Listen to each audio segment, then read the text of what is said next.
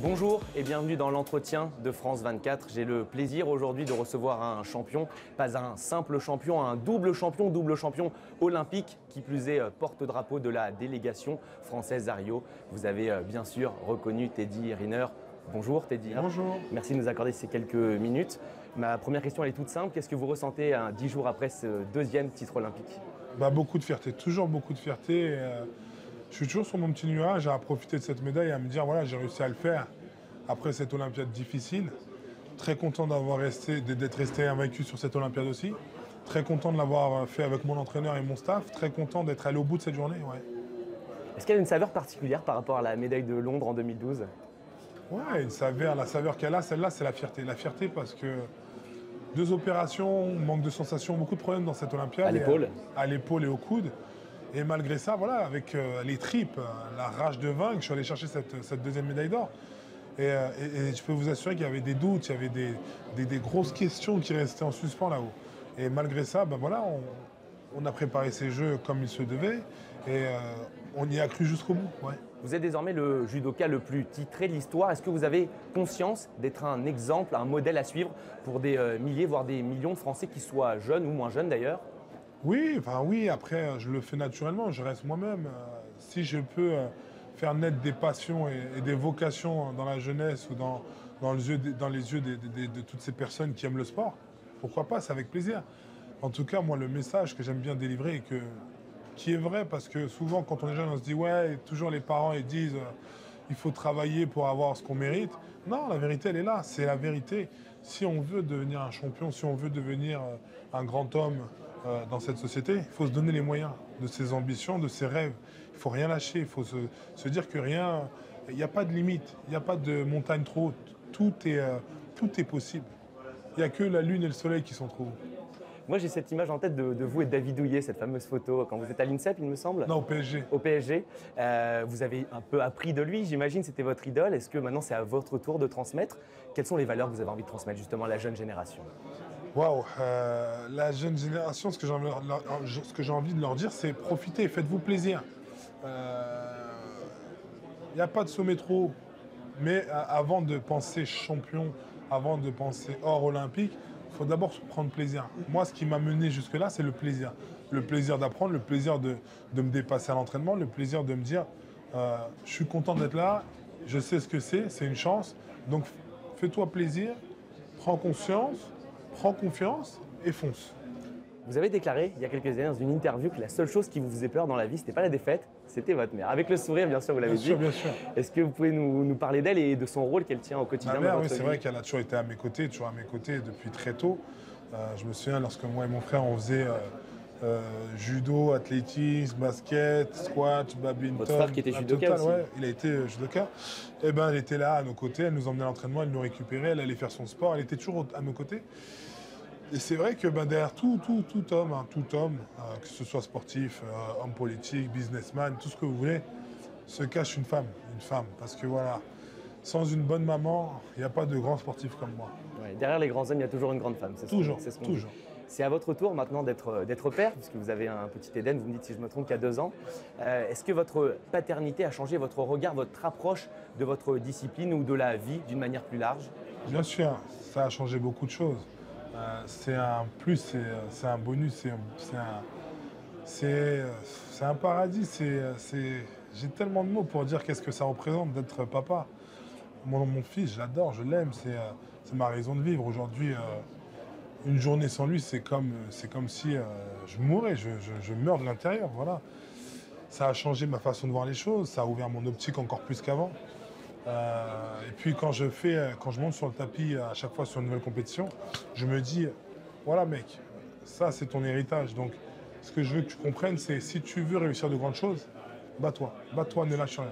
On ne peut pas vous parler sans parler de la Guadeloupe. On rappelle que vous êtes né aux Abîmes. Est-ce que c'est là-bas que vous puisez l'énergie pour sans cesse gagner? Ouais, bien sûr, un grand nombre de ma famille est là-bas. Ouais, le fief, il est là-bas, tout le monde est là-bas.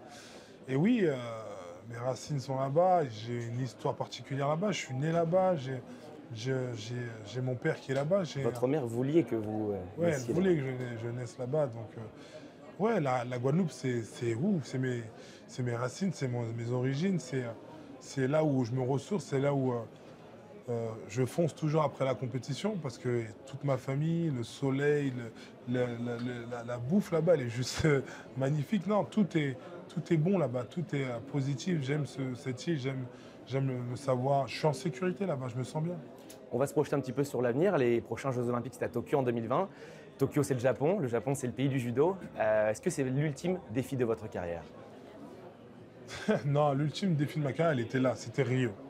Maintenant, d'aller jusqu'à Tokyo, c'est juste me dire, voilà, finir ma carrière au pays du judo, là où tout a commencé, là où le judo est né, c'est quelque chose à faire. Maintenant, je ne me mets pas de pression, je ne me mets pas du tout de nouveaux challenges, de nouveaux défis. Pour l'instant, je pense juste à une seule chose, c'est de me reposer. Prendre du temps pour moi, prendre du temps pour les miens. Et ensuite, quand j'aurai fait tout ça, j'aurai pris le temps de bien souffler, je reviendrai à l'entraînement et je ferai surtout un bilan avec mes entraîneurs pour voir comment on va attaquer cette Olympiade et comment on va se projeter pour aller jusqu'au bout. Tokyo 2020 et on espère du coup Paris 2024. Qu'est-ce qui va faire la différence pour la candidature parisienne, vous pensez? Ce qui va faire la différence, c'est juste que ben voilà, Paris, c'est la plus belle capitale du monde. Quand on voit le dossier, là où les compétitions vont se dérouler, c'est juste exceptionnel. À chaque fois, c'est sur un lieu mythique, un lieu historique de la France.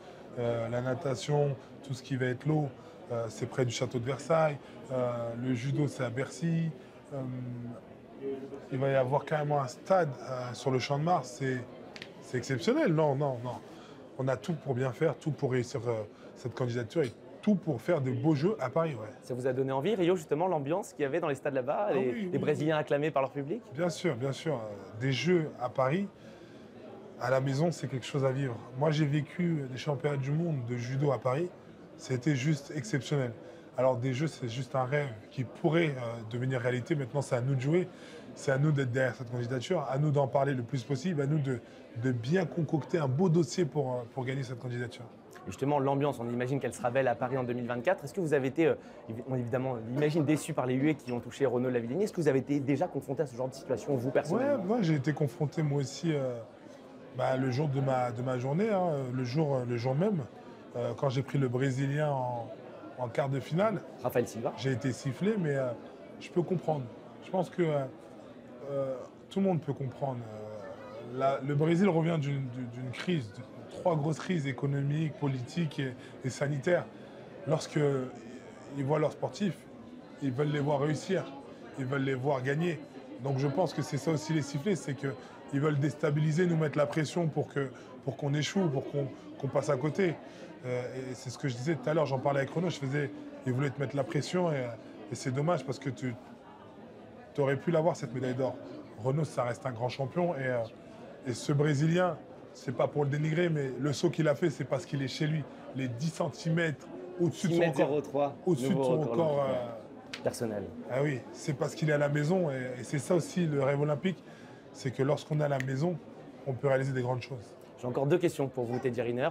J'ai envie que vous nous parliez aussi de Tony Yoka et Estelle Mossli. C'est la belle histoire côté bleu. Vous étiez dans la salle pour vivre leur exploit. Racontez-nous tout simplement ce que vous avez vécu. C'est beau, c'est ça les jeux, c'est de réaliser ses rêves. Et eux, ils l'ont réalisé à 2. C'est aller chercher l'or olympique, vivre ce moment fort des Jeux olympiques, gagner sa finale, se combattre toute la quinzaine et aller jusqu'au bout. Se supporter l'un l'autre. Voilà, aller jusqu'au bout. Ça, c'est fort. C'est des moments que tout le monde va retenir. Et c'est vrai qu'ils sont mignons tous les deux. Ils sont mignons. C'est vrai qu'on a tous un coup de cœur pour ce couple. Le couple en or. Ma dernière question, 42 médailles. La France bat son record de Pékin en 2008. On imagine que vous êtes un porte-drapeau comblé aujourd'hui? Oui, porte-drapeau comblé. Déjà parce que on me disait la malédiction des Jeux et j'ai quand même réussi à remporter l'or. Et puis, en tant que porte-drapeau, voilà, je suis un mec, j'aime les challenges, j'aime le défi. Quand je vois qu'on a battu ce fameux record, ouais, je suis content. On est content, on est fiers de l'avoir fait, on est fiers d'avoir été au bout de nous-mêmes. Et quand on a été au bout de nous-mêmes, on a eu beaucoup de ratés. Ça veut dire qu'on aurait pu faire encore plus mal. Merci infiniment, Teddy Riner, de nous avoir accordé ces quelques minutes. Et quant à vous, chers téléspectateurs, restez avec nous. L'information continue sur France 24.